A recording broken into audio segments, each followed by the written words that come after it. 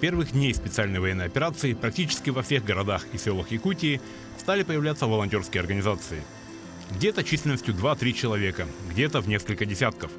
У каждого возникал вопрос, чем я могу помочь? И ответы находились сами собой. Одно из таких добровольческих сообществ возникло в Нерюнгри.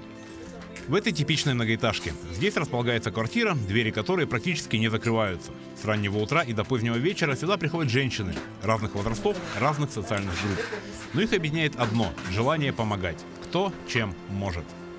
Захотелось помочь на человеческом уровне. Вот я человек, да, и там человек.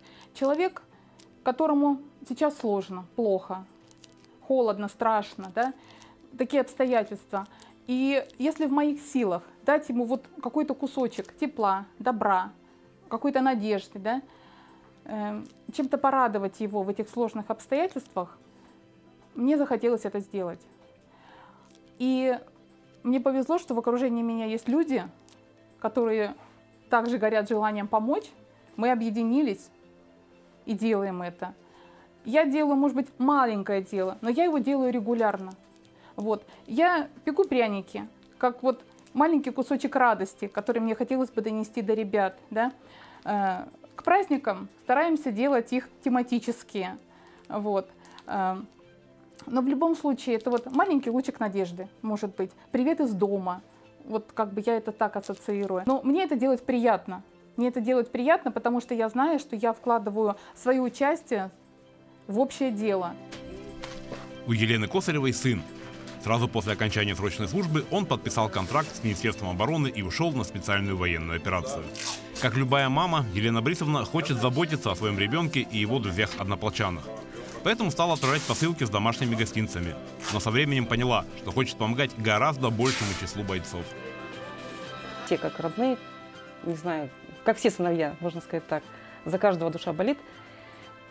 И хотелось большего. И вот мы познакомились, можно сказать, все нашей компании друг с другом. Так нас свела судьба, наверное, единомышленников. И потихонечку мы начали заниматься. Сначала мы начали только каши делать, потом добавились борщи, мясо сушить. То есть ассортимент у нас каждый месяц, наверное, все растет и растет. То есть хочется максимально что-то сделать для ребят, чтобы им было вкусно, чтобы им было почувствовали тепло из дома, скажем так. Так образовался проект «Домашние обеды для победы». За время его существования женщины сильно сдружились. Друг для друга они стали чем-то большим, чем просто кружок по интересам. Это уже как семья, наверное. Мы уже достаточно долго все вместе, то есть мы уже где-то в районе, наверное, 2 лет вместе. Поэтому каждый день видимся, каждый день работаем, потому что работа, она ежедневная, то есть не останавливается вообще. Вот со 2 января, то есть и каждый день мы всегда без выходных, без проходных стараемся больше. С каждым разом мы больше отправляем посылок, у нас нарастает и количество посылок, и ребят все больше и больше просят, то есть направлений, работаем уже со всеми направлениями на СВО. Тамаре Ивановне 88 лет. Она дитя войны. Своими глазами видела все ужасы, которые совершали нацисты на оккупированных территориях. Понимаете, у меня погиб во время войны отец на фронте, погиб брат родной на фронте. Вот, и папины там братья, дяди мои, 4 погибли на фронте. Поэтому я знаю, что такое война. Немцы зашли к нам, грабили все. Потом, когда отступали, убивали наших односельчан, сжигали наши дома. Наш дом тоже был, сожгли наш дом. Вот. Поэтому, когда вот это все началось, и ребята наши пошли на защиту туда, многие уже начали, как говорится, и погибать, все, мы получали сюда уже похоронки на наш город. Вот. И Татьяна Михайловна была инициатором такой, организовать вот эту группу. Вот. Ну, я сразу начала помогать, пришла в эту группу, вот, потому что я знаю, что такое война, что такое получать извещение оттуда, живой, не живой, потому что, как мама, я помню хорошо, мама ходила, все время почтальон идет, она уже вся дрожала, принесет или письмо, или похоронку. Вот. И когда принесли похоронку за папу, похоронку за сына, за моего брата, это был такой траур, это было все. И, конечно, мне это все близко. Ежедневно Тамара Ивановна приходит к своим боевым подругам. Вместе с ними готовит домашние обеды. А на каждый пакетик с домашней едой наклеивает листочек со стихотворением собственного сочинения.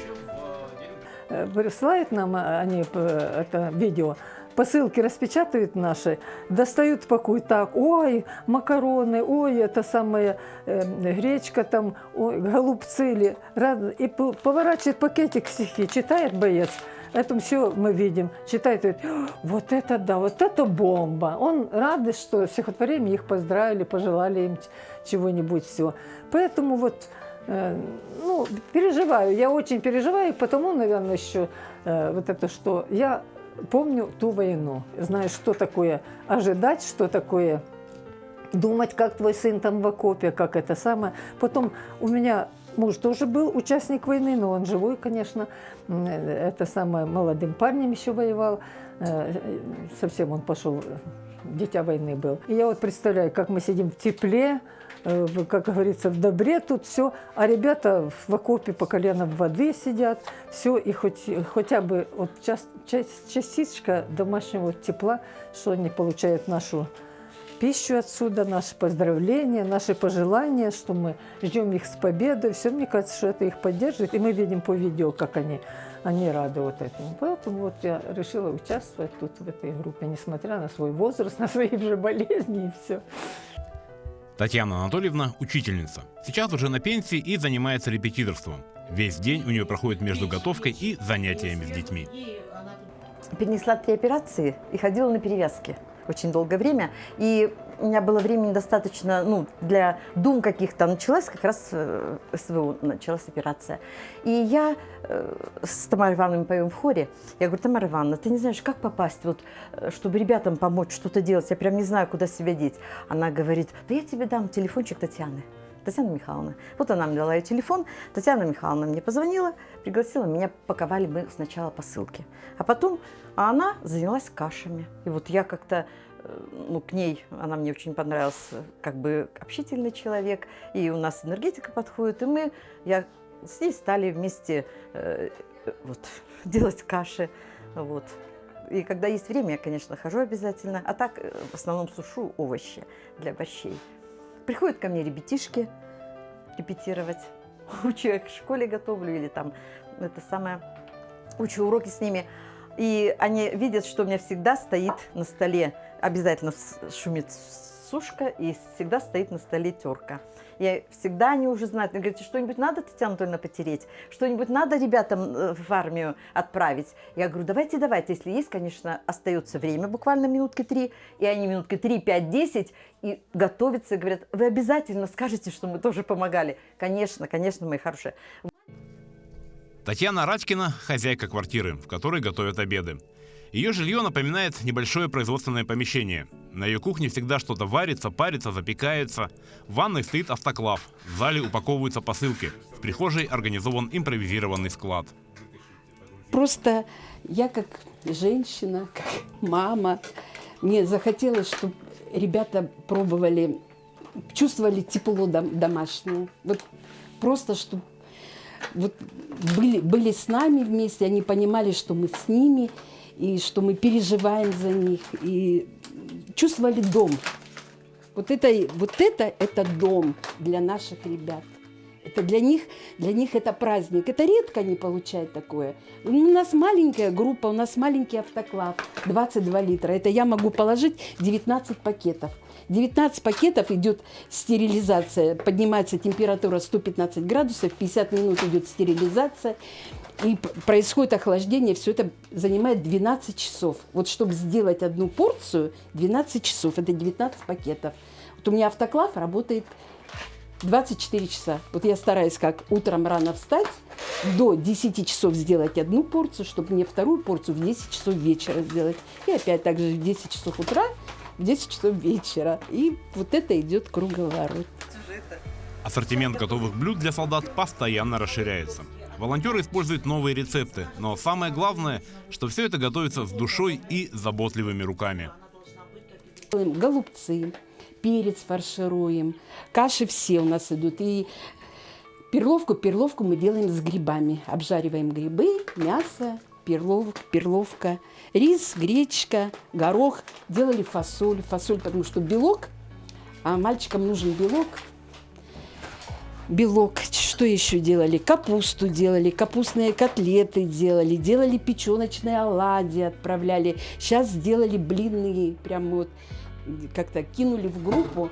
Люди, кто нам поможет, нам откликнулись. Многие женщины нам прям принесли жареные блины, и мы тут фаршировали с мясом, фаршировали блины и с печенью.